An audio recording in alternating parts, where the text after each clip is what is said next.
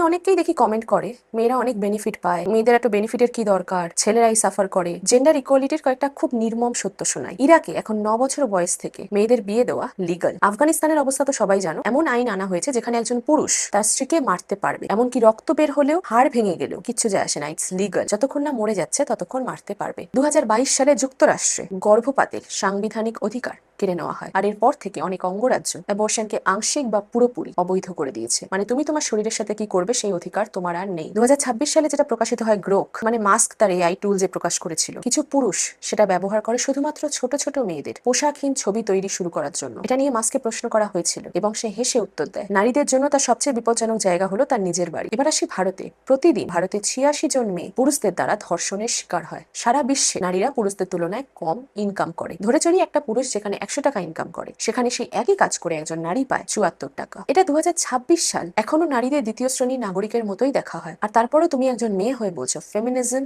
is a joke. Feminism is toxic. Feminism is starting gender war.